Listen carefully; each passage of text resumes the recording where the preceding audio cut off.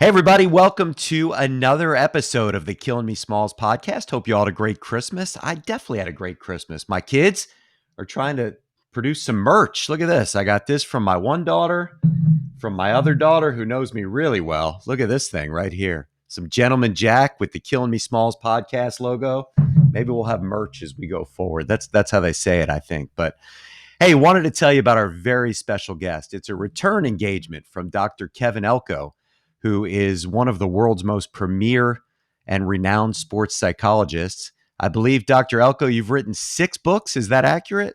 Actually, 7. Seven. I have 7 books out.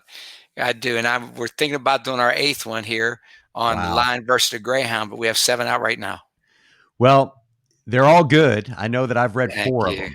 And, Thank you. Dr. Elko is somebody who many of you know, some of you don't know. I mean, you may have seen him on Paul Feinbaum. You may have seen him on a lot of different things, but he's worked with such NFL teams as your Philadelphia Eagles, which we're going to talk a lot about.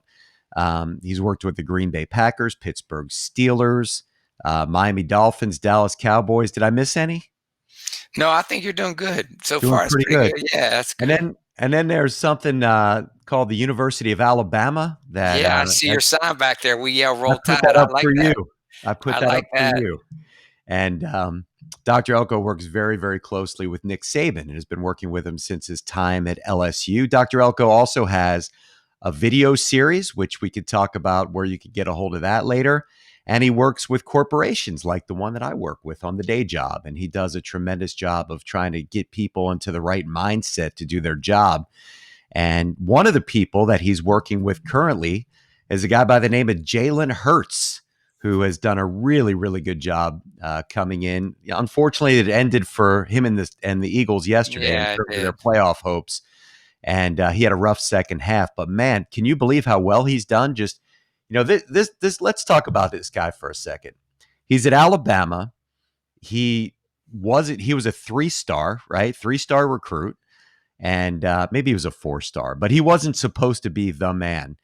Second half of the first game of his freshman year, he comes in and takes over. Only lost 2 games his entire career.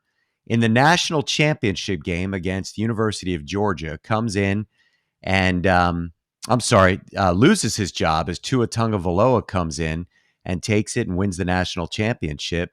Then when Tua gets hurt in the SEC championship the following year against that same school, University of Georgia, Jalen, who really put on a master class in how to handle adversity in public and in private, came and brought the team back, goes to Oklahoma, sets all kinds of records, and now he's on the Philadelphia Eagles. Tell us about this kid, Dr. Elko, somebody that I know you know a lot about. I knew him since he's 17 years old. I really believe in him. He's got great energy. Everyone around him catches energy. He has tremendous confidence in what he's trying to do. He loves the sport. He loves Philadelphia. And he's just somebody that when he lets his mind go and he's free, he's almost a magician. I love being around him. If you knew him personally, anybody your listeners personally, you would just be really attracted to his energy. He's really, really something, and he's something to be around. I think that he's got a long, fun, exciting career ahead of him in the NFL. Did you talk to him after that Georgia game when Tua came in and won the game? I did. I did, and we talked and just about having faith and faith in our future and faith that there's a plan for our life.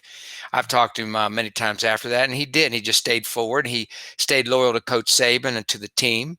And we talked after that. We talked many, many times after that, but we did immediately after. And he was, he was disappointed, but he just has tremendous faith in there's a path for his life, and he was okay. He doesn't seem like the same guy as an NFL quarterback than he did at Alabama. I really think he learned not that he wasn't a great player at Alabama, but he just seems like everything that he's gone through, he brings on each snap. You know what I mean? Yeah, I do. And, the phrase we use is "so what, now what?" And Yeah. that was one of the things he said in one of his first press conferences was "so what, now what?" he didn't give me credit, but that little coffee bean story came from me too. So, which means that when you go through adversity, where you put the coffee grounds into boiling water, it turns into something better. But he does keep growing. He's from a strong family. He's from a strong family background. His father was a coach, so he understands that whole process of growing and development. But you're right. I mean, I saw the disappointment on his face yesterday in that game. But I think that what he needs to do is just read and react. That's the phrase I give him all the time. Just whatever you see, read it and react to it. And you could try a little too hard. That quarterback is too hard of a job to play hard. And I think he's going to be fine. I think he'll get it. And I think he's going to be exciting to watch. I did smile when I did hear him do the coffee bean story. Yeah. I also smiled this week when he threw out rat poison, and it was funny trying to see Yeah. Philadelphia reporters try to adjust to figuring out what the hell he was talking Well, about. that one came from Nick. That rat Yeah, I poison know is that. mine. I've sometimes, is that your rat poison? No, that's Coach Saban's. That's not. That's his. But yeah, and we teach self-talk and language a lot, like we've done. Work with your company, and so he understands the language of winning. He understands the language of success, and he's going to be just really exciting to watch. How much do you talk to him about how to deal with the whole surrounding situation with Carson Wentz? Now, I know that you have a relationship with Carson Wentz dating back to when the Eagles went out to meet with him before they decided to draft Hmm. him. So, is that something that you talk about on how to make that work and how to handle that privately and publicly?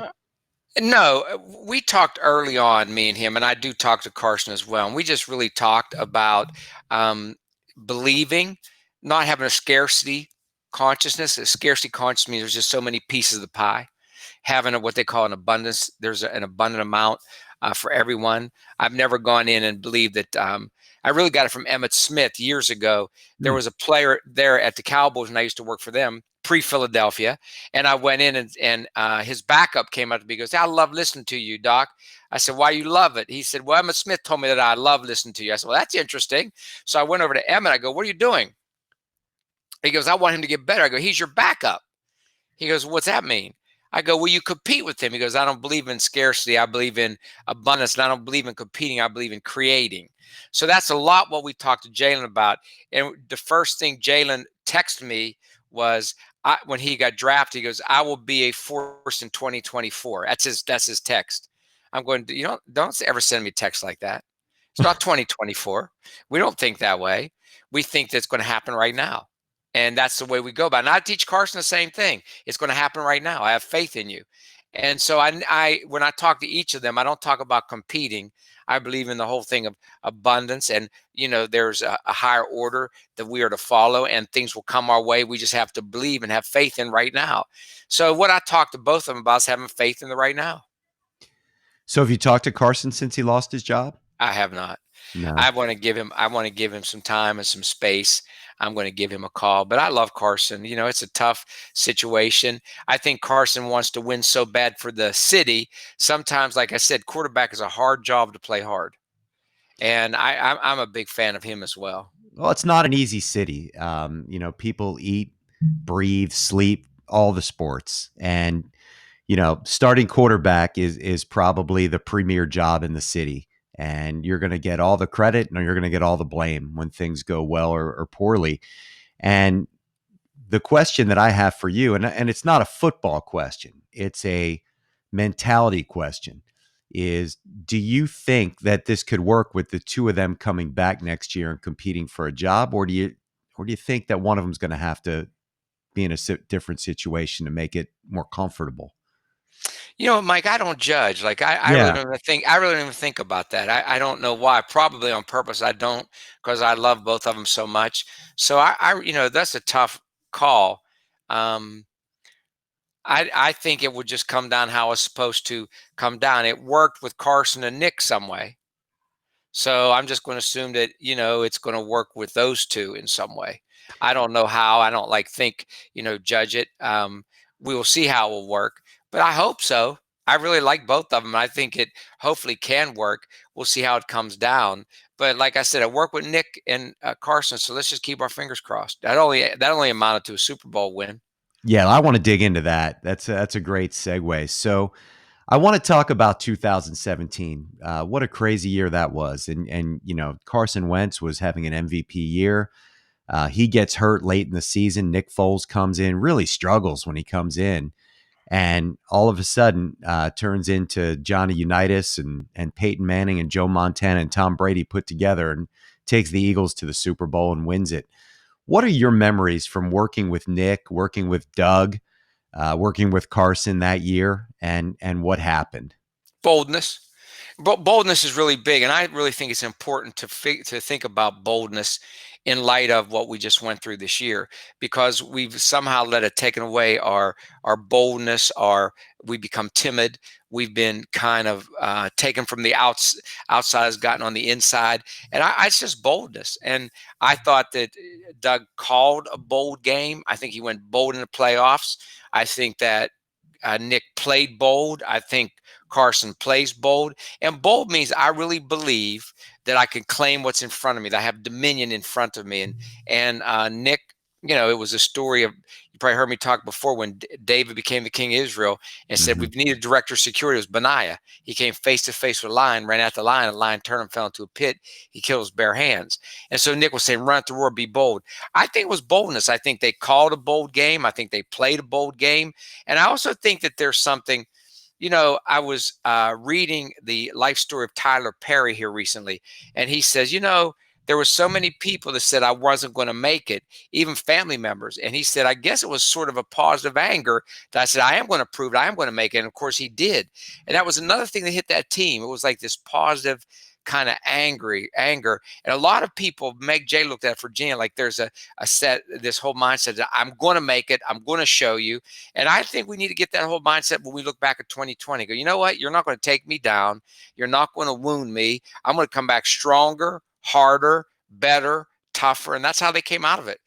And Carson set that kind of a mindset. Then when he got hurt and Vegas says they're done, they really picked it up and says, oh, we are. Watch this. You need that mentality, Like you always need like some opposition to say, okay, here we go. I'm going to show you where we're headed. And that was big in that year. And I think let's let 2020 be our Judas. Like, you know what? I'm going to show you. I'm going to show you who and what I'm going to be. That's how they came. That was a boldness they brought. And that's what was exciting about all of that. Do you remember a story from that year that you scratched your head and were like, oh wow, we really need to take this up a notch, or we really need to change this mentality, or I really got to get on the phone with Nick or Doug or whoever? And do you remember anything that we can kind of go back to that give us a look behind the scenes on that? The inflection point was when Nick decided to have faith, in himself and the team decided to have faith in themselves and Nick, after I think it was the Dallas game and the Oakland game, where he wasn't Mm-hmm. lighting it up and the team wasn't Mm-hmm. lighting it up. And you know, I Nick texted me from the locker room. I didn't even get him after the game. He goes, "I'm still running it to roar." And I'm like, "Whoa," And then the next game, he was a little bit better, but really not that good yet. I think actually Dallas might have beat us that game if I think back. Mm-hmm. And he same thing. I'm still running a roar. And then Doug picked it up. The other coaches picked it up. Zach Ertz picked it up. But I would probably say in that period, and even the Atlanta Falcons game, I think it was 10-12 or something like that. It wasn't a great win, but they kept choosing faith throughout. I call it being a night walker, and it comes from like when the wise men were looking at the stars. They saw a star because it was dark, but they kept on walking toward it. My phrase is they were night walkers. It's easy to walk in the day. I was just downstairs hitting my heavy bag and my speed bag, listening to that Bruce Springsteen song, waiting for a sunny day. They didn't wait for a sunny day. They were moving in the darkness, and you got to keep moving in the darkness. And to me, we have a little girl we're working on for a miracle in Philadelphia, Lily Walker. She has a brain tumor. And I call our family the night walkers. I said, we're going to keep on going. And if we don't have good evidence, we'll keep on walking in the night. And when they chose, this is big. When they chose faith, when it wasn't there evidenced, that was a turning point. When they chose to have faith, even though, it was a lukewarm Oakland Raiders game, it was a lukewarm Dallas Cowboys, not a whole lot better. And then finally, the Vikings game, when they lit it up. Yeah. That's when it started. So you choose it, and then the outcome comes later. That was the inflection point when Nick and the team chose faith in that period that we weren't playing well. That was it, Mike. And that's to all of us. That's to you. Yeah. That's to AbbVie. That's this country. When it's night, keep walking and choosing to have faith. It's a choice, even when you don't see it, and it will catch up with you. There's a lot to that. I was actually at that Atlanta game, and I remember it was halftime, and I texted a friend of mine, and I said, "This is I can't believe this is a playoff game. This is the worst game I've ever been to. Yeah. The worst quarterbacking I've ever seen." Then the second half, he played great. And then you're right, the Vikings game and took off from there. We need to take a quick break, Dr. Elko. And you had mentioned your friend Lily from Philadelphia has a brain tumor. I don't think I've ever told you this. My daughter Jordan has a brain tumor, and she's doing great. She's been through chemotherapy, and it's inoperable. So we got to check it out every 4 months. But talk about being the lion. She has decided to give back. And she started a charity called Small Miracles. And it's now a 501c3. And we Oh, raised wow. over $15,000. And Jordan and my wife and I went up to Children's Hospital along with a couple of her friends 2 days before Christmas. And she raised over $15,000. And we delivered gift bags to 427 kids that were getting chemotherapy on that oncology floor. And we continue to grow it. She continues to amaze me. She's got some, today we went to a meeting today, and they're making sweatshirts and T-shirts and all kinds of stuff you can order, and the money goes back to the kids. And she's amazing. And if you want to contribute, you can Venmo at small_miracles, or you can go on our website, which is www.smallmiraclesinc.org. And there's a way to donate there. So just I'm something writing that down as you tell me. I appreciate that. It's been an amazing journey, and you want to talk about somebody who's got mental toughness. That kid is ranked number one in her school. She Wow. got almost a perfect score on her math SATs a couple of weeks ago, and she does all this. She's amazing, and that's my line right there. But thank you for the indulgence there. Let's get back to this. So I want to talk a little bit more about your work with Doug Peterson. Doug's getting a little bit of flack this year. You talk about boldness. I think people think he might be too bold in terms of never running the ball, going for it on fourth down too often. Can you be too bold? And boldness is not arrogance. I mean, Yeah. boldness is I believe in something with all I've got, and I'm going to present it with boldness. And arrogance is something too different. No, I don't think you could be too bold. I surely don't think Doug. I know Doug person. There's nothing arrogant about him. No. But no, I don't think you'd be too bold. I think you could be cocky and arrogant. That's a whole different thing. Boldness is I have something in my heart I really believe in, like small miracles. I really believe in this. So when it comes to small miracles, can I be too bold? No. Now if I say Kevin Elko's wonderful, yeah, okay, now we got issues. But if there's something in your heart that you believe in, you got to come bold. It's in Timothy. You weren't given a spirit of timidity. You're given one of boldness and a sound mind. And so I think that no, not if it's something you really believe in your heart. But let's not get that mixed up with arrogance. That's something totally different. No, that's a Yeah, good I delineation. don't know about. I don't. I was. I tell people my last stint of being a football coach was, I mean, I coached in college, but my last time I was a head coach, I was 5-5. I lost 5 games at home and 5 on the road. So I'm not the one that question any play calling. It is what it is. I don't know. I don't even get into any of that, but I try to talk to them about the mental part of it and that sort of thing. And when you sit and look at the game film and so forth, I'm sure there's a lot of variables behind what those guys do. And I just learned that there's not too much. There's a lot I don't know, so I really don't go in. I keep my boundaries on that stuff. Sounds a lot like this guy that I met when I got to school. He looked very depressed. His name was Moose. Still remember this. I said, "Moose, what's going on?" He said, "I got to drop out." I said, "Why?" He said, "I got a 3.0." I said, 3.0? That's not bad. He goes, 0.00. I'm like, "Oh, that's not so good." But That's very so good. are you working with Tua at all? I'm curious. No, and I thought about calling Tuda. The bell I'm seem to be ringing here today as I think about all these guys is Quarterback's too hard of a position to play hard, and these guys all want to come out and impress. But quarterback's kind of interesting. It's kind of like doing brain surgery where you're saying, I got to make it work. You just got to get lost in what you're doing. And it's kind of like what Mac Jones will now. He just takes a breath between plays and just gets absorbed into the game. And some of these young guys coming on, they want to prove so much. Not just let the game come to you. Just take a breath, let the game come to you. And the simple phrase is read and react. But I haven't got the two. I've thought about reaching out to him as well. He's another incredible person. Those guys that come through the Tide. But I just wish they would all just let the game come to them, take a breath, read and react, take what you see. Will you or have you spoken to the Alabama team before the Notre Dame game? I will talk to them tomorrow. Any chance you could tell us what you're going to say? I'm going to now tomorrow. I'm going in with leadership, and they win this game, then I'll go in that Tuscaloosa the whole game. But it's our leadership's been real simple. Match me. It's all it's been. It's real simple. We've done all year. Match me. Match my intensity. Match my ability to be coached. Match the way I play every play. Match the way I finish. And so I have our leadership tomorrow, and I think our leadership is more important than the whole team. And that's all we do. Just match the way I go about my business. So we'll get into what we'll get into for 3 days is nitty gritty goals. Which let's lay out our daily agenda by the leadership. Here's exactly what we're going to do. And I think the Keystone Habit winning are those nitty gritty goals. My daily what I'm going to do process. And so our leadership will now set up tomorrow the nitty gritty goals from the games going in, how we're going to spend each day.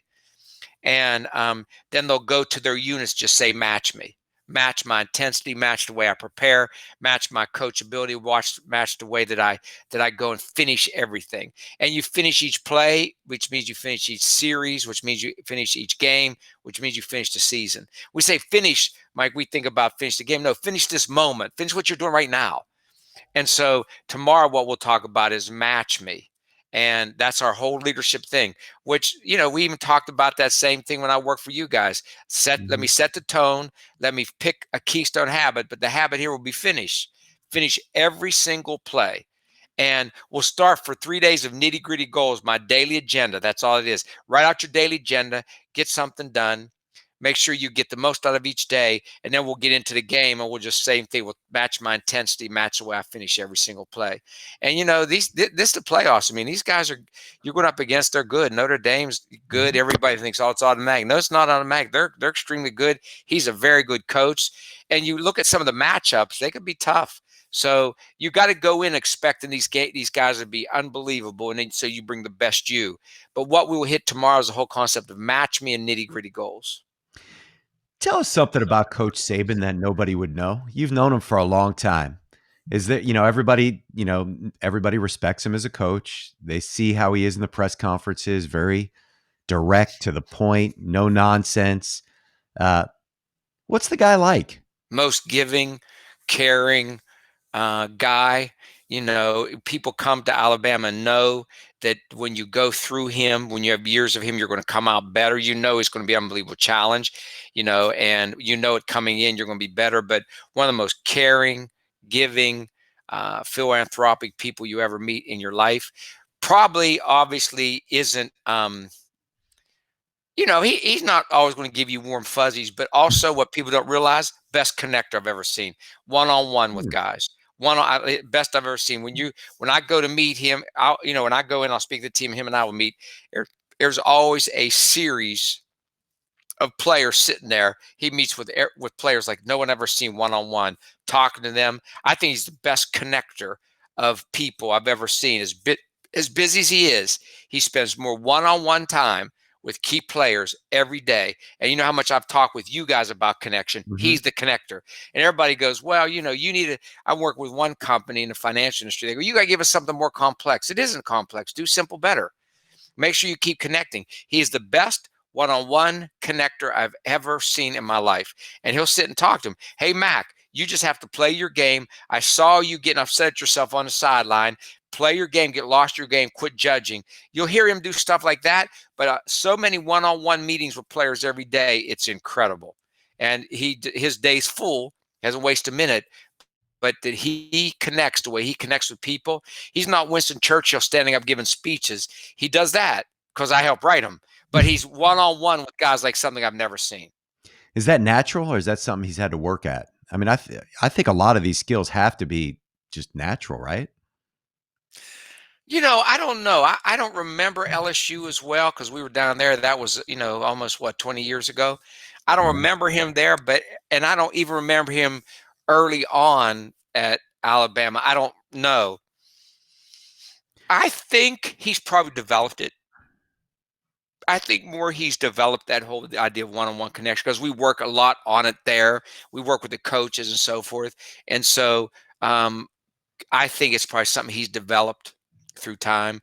But I mean, he runs an agenda, and those players are up in there all the time, one-on-one with him. Tell me, I want to find out about you from this perspective.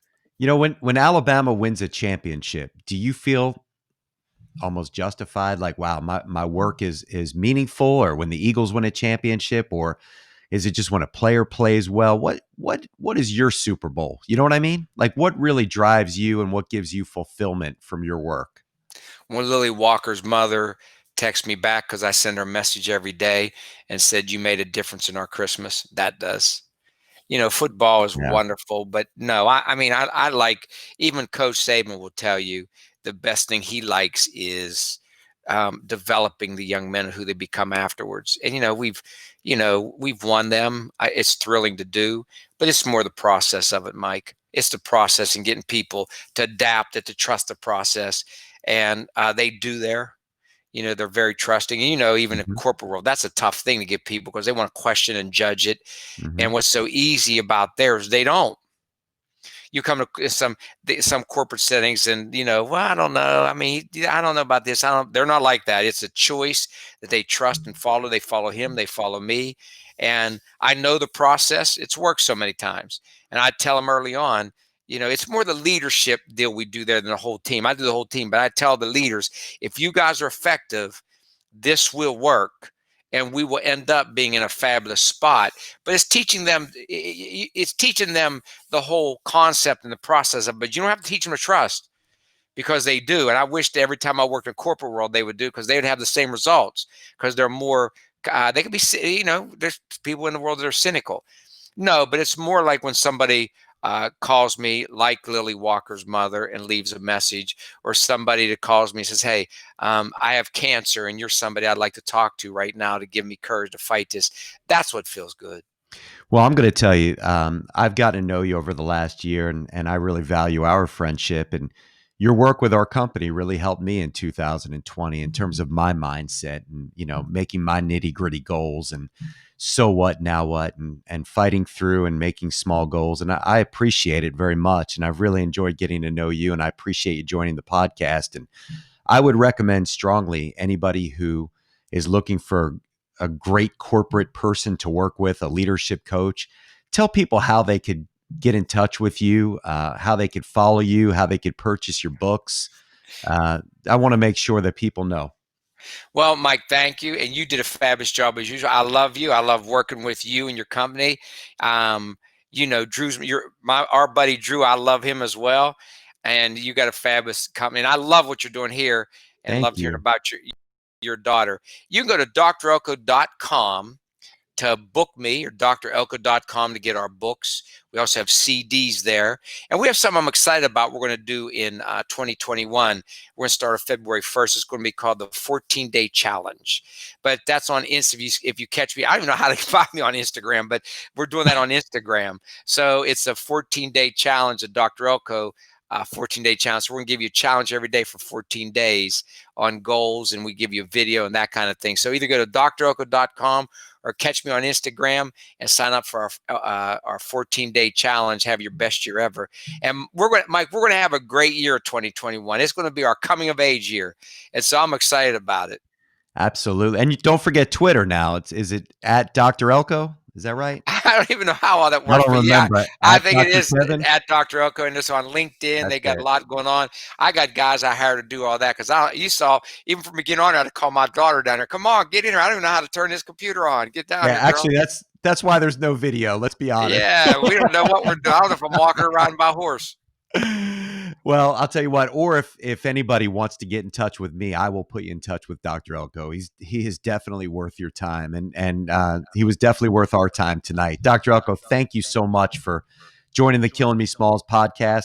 Remember, you can subscribe to the Killing Me Smalls podcast on Apple, Spotify, or wherever you get your podcasts. Or what I really recommend is you going on YouTube, typing in the painted lines, bang that subscribe button, and man, you get all kinds of stuff from me, from some of the other guys that are doing all kinds of great stuff on the Sixers, Eagles, Flyers, Phillies, comic books, movies, all kinds of great cultural things. It's a great website, The Painted Lines. So make sure you check that out. Dr. Elko, Merry Christmas, Happy New Year, and thank you so much for joining the podcast. And roll tide.